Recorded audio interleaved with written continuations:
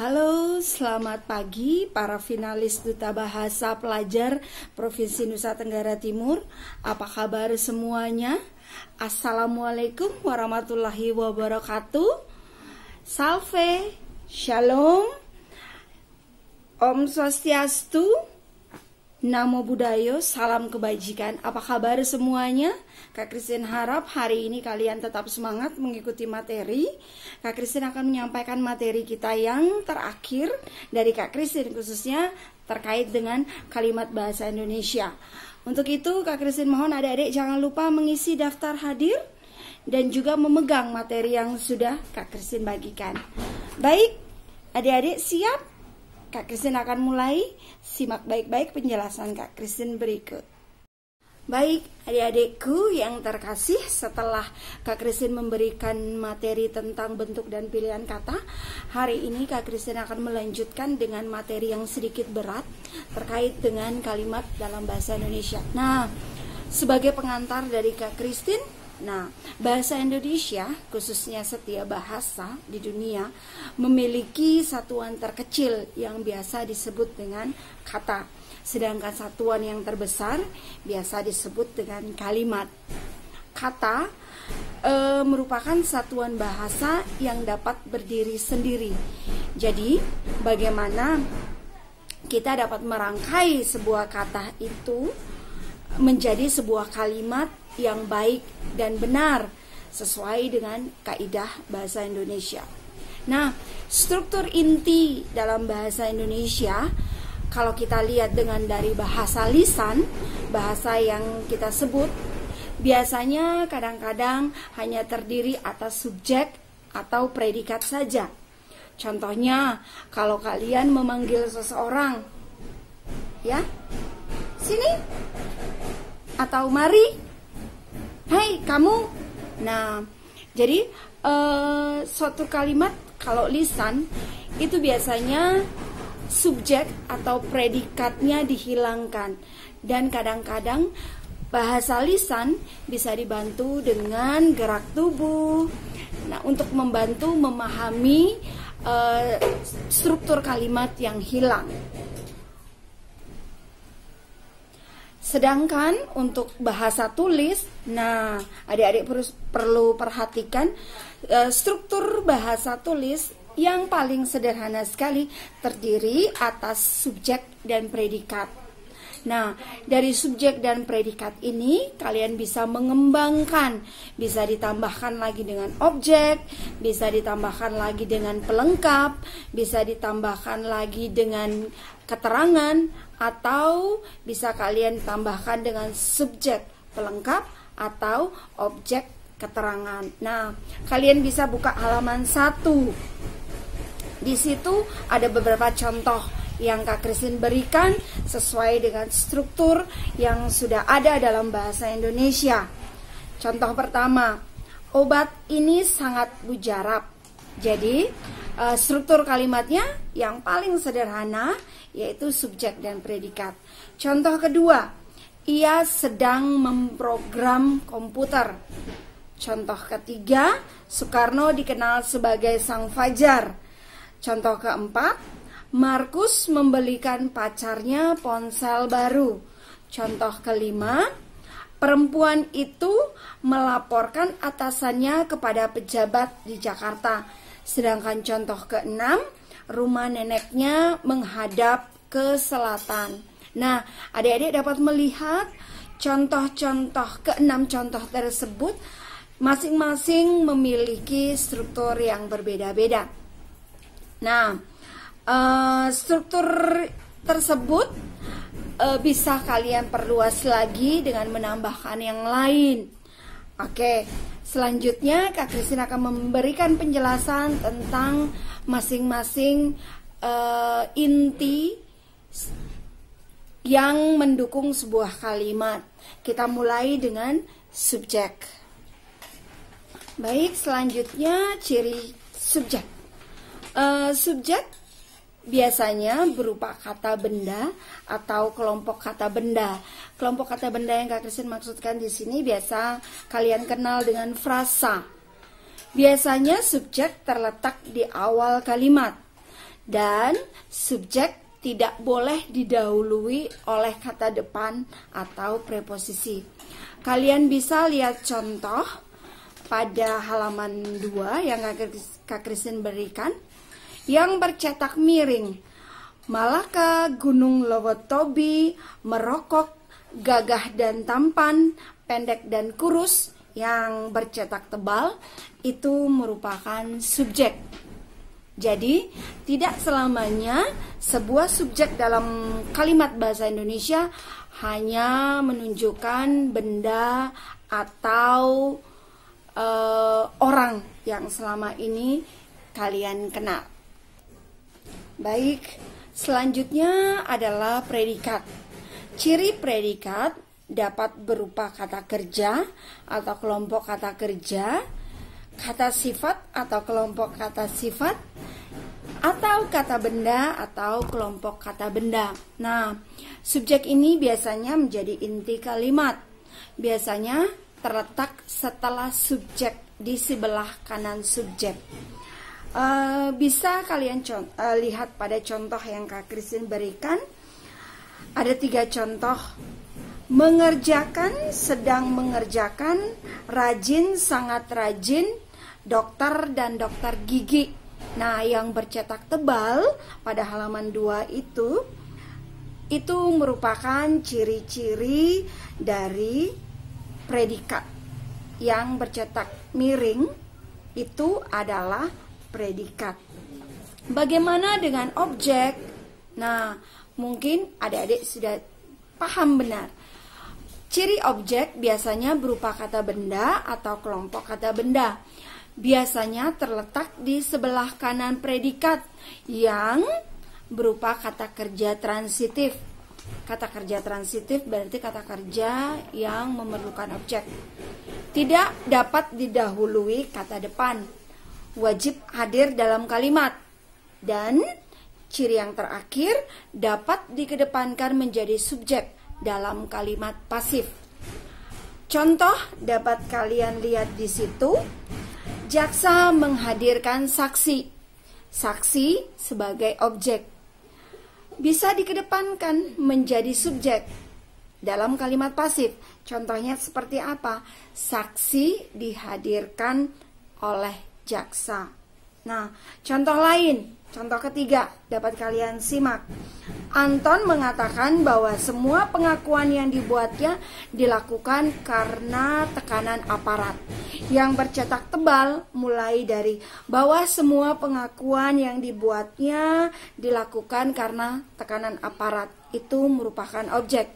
Bisa dikedepankan juga. Jadi, semua pengakuan yang dibuatnya dilakukan karena tekanan aparat, dikatakan Anton. Ingat, ciri-ciri objek tidak dapat didahului kata depan. Jadi, kata bahwa di situ pada contoh kalimat harus dihilangkan. Selanjutnya adalah pelengkap. Pelengkap. Baik. Kita lihat pelengkap. Biasanya ciri-cirinya biasanya berupa kata benda atau kelompok kata benda. Apabila predikat berupa kata kerja transitif, pelengkap terletak di sebelah kanan. Dan apabila predikat berupa kata kerja aktif intransitif atau kata kerja pasif, pelengkap terletak di sebelah kanan predikat. Wajib hadir dalam kalimat. Tanpa kehadiran pelengkap, informasi kalimat belum selesai. Kalian dapat melihat contoh pada halaman 3. Mario menghadiahi adiknya komputer. Pak Jokowi menghadiahi Camat Maulafa sebuah sepeda. Nah, dapat adik-adik lihat yang bercetak miring, komputer, sebuah sepeda, sangat tidak bijaksana, buku ensiklopedi, novel karya Mario Eflawi, itu merupakan pelengkap dari sebuah kalimat. Selanjutnya adalah keterangan. Biasanya berupa kata benda atau frasa kata benda. Letaknya dapat berubah-ubah. Maksudnya letaknya dapat berubah-ubah, bisa di awal kalimat, bisa di akhir kalimat. Kak Christine dapat contohkan kalau letaknya berubah-ubah jika kalian membuat sebuah kalimat narasi untuk bercerita. Pada suatu waktu, pada suatu ketika atau pada zaman dahulu, nah biasanya keterangan waktu berada di posisi depan. Nah, untuk itu ciri-ciri keterangan letaknya dapat diubah-ubah, bisa di awal, bisa di akhir kalimat. Bukan merupakan unsur utama dalam kalimat, jadi kehadirannya tidak wajib. Kalian bisa lihat contoh yang Kak Christine berikan. Dia telah datang kemarin. Penyanyi itu meninggal dunia minggu pagi. Pius datang seorang diri. Dan lain-lain. Kalian bisa lihat yang bercetak miring dalam contoh tersebut adalah keterangan. Nah, bagaimana adik-adik? Ada pertanyaan? Kak Christine tunggu pertanyaan di grup WhatsApp. Silakan mengajukan pertanyaan, Kak Christine akan siap menjawab pertanyaan. Baik, selanjutnya Kak Christine akan menjelaskan tentang jenis kalimat. Dalam bahasa Indonesia versi lama, kalimat hanya ada dua jenis. Kalimat tunggal, yaitu kalimat yang hanya terdiri dari satu informasi dan predikatnya pun hanya satu. Dan kalimat majemuk, kalimat yang terdiri atas beberapa informasi, predikatnya lebih dari satu. Namun sekarang jenis-jenis bahasa Indonesia, kalimat bahasa Indonesia ada 4. Yang pertama jenis kalimat simplex, kalimat kompleks, kalimat majemuk, dan kalimat majemuk kompleks. Kalimat yang pertama, kita akan masuk ke materi selanjutnya. Kalimat simplex. Kalimat simplex atau yang mungkin adik-adik kenal dengan kalimat tunggal. Kalimat yang hanya terdiri atas satu klausa dan satu unsur predikat. Contohnya, orang tua itu guru kami. Kartini sedang membuat surat jawaban dan contoh-contoh yang lain. Adik-adik mohon perhatikan, predikat di situ hanya satu dan hanya satu informasi yang diberikan pada setiap kalimat itu. Yang kedua, kalimat kompleks. Kalimat kompleks atau yang kalian kenal dengan kalimat majemuk bertingkat. Kalimat ini biasanya terdiri atas satu klausa utama dan satu klausa subordinatif. Beberapa informasi yang ada di dalamnya dapat berdiri sebagai kalimat lepas dan ada pula yang tidak. Kalimat informasi yang mampu berdiri sebagai kalimat lepas biasanya disebut dengan induk kalimat. Sedangkan informasi yang tidak mampu berdiri sebagai kalimat lepas biasa disebut dengan anak kalimat. Urutannya bisa dibolak-balik, bisa anak kalimat duluan atau bisa induk kalimat duluan. Konjungtornya atau kata penghubungnya adalah konjungtor subordinatif. Seperti apa? Konjungtor itu contohnya setelah, sesudah, agar, supaya, jika, kalau, seperti, sebab, oleh karena itu, dengan, tanpa. Tapi mohon adik-adik perhatikan penggunaan konjungtor hanya boleh satu-satu. Ya, hanya boleh satu-satu. Bisa kalian lihat contoh untuk kalimat ini?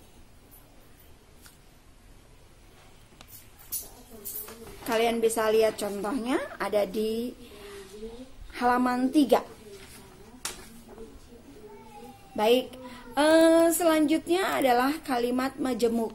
Nah, Kalimat majemuk terdiri atas 2 klausa atau lebih.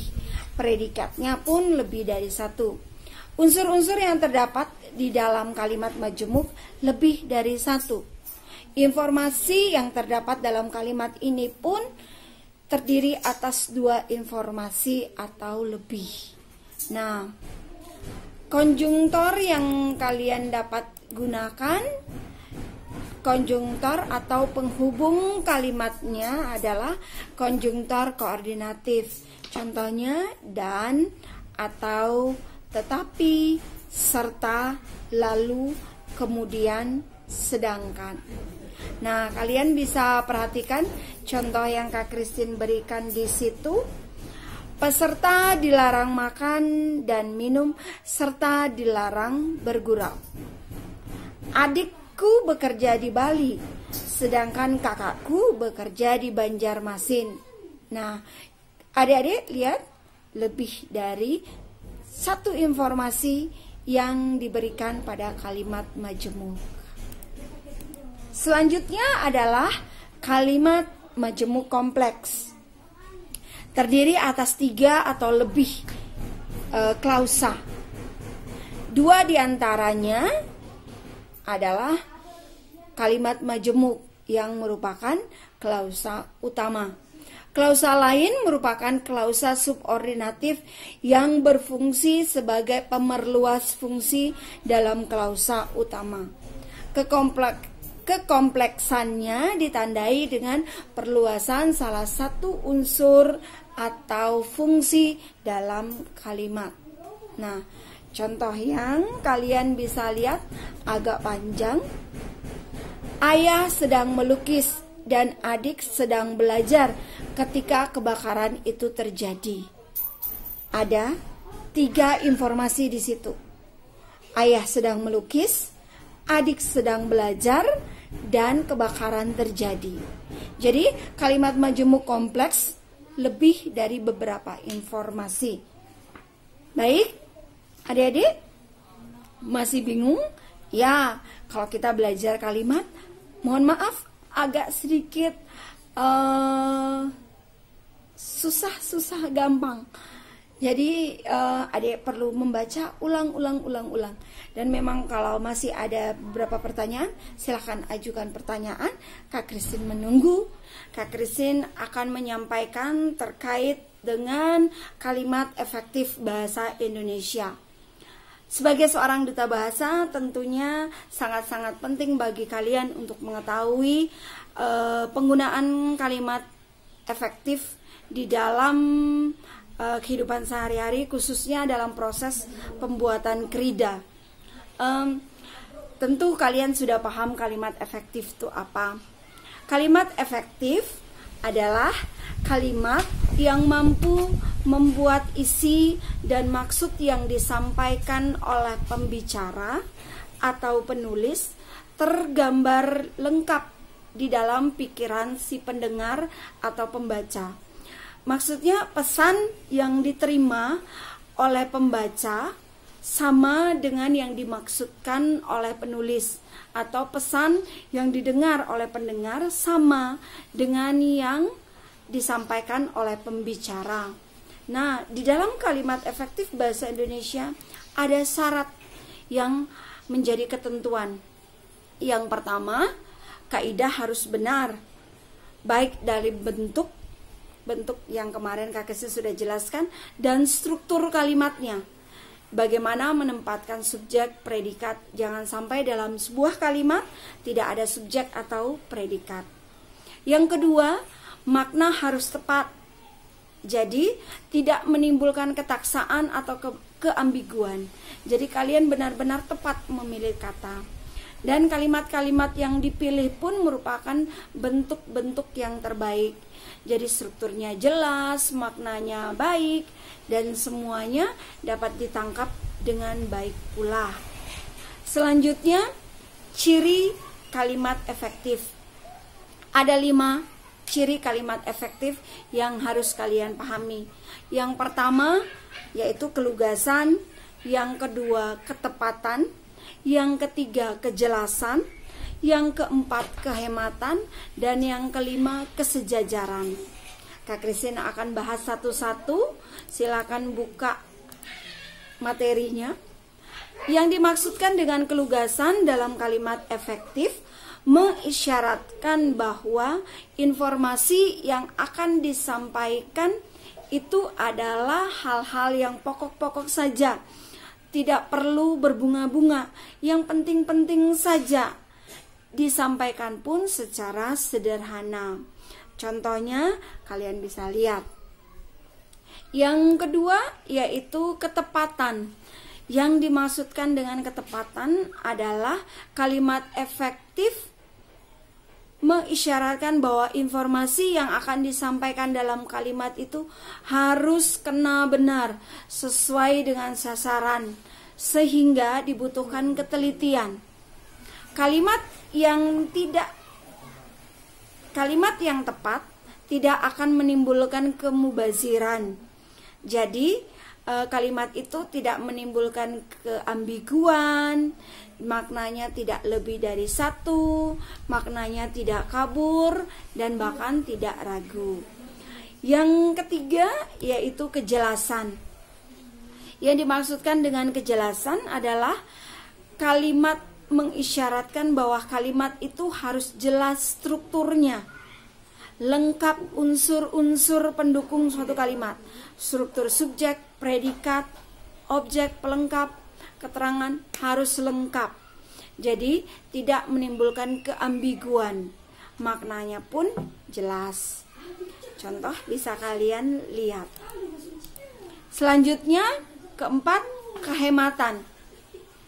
Kehematan dalam kalimat efektif mengisyaratkan bahwa informasi yang akan disampaikan dalam kalimat itu cermat, tidak boros, perlu kehati-hatian.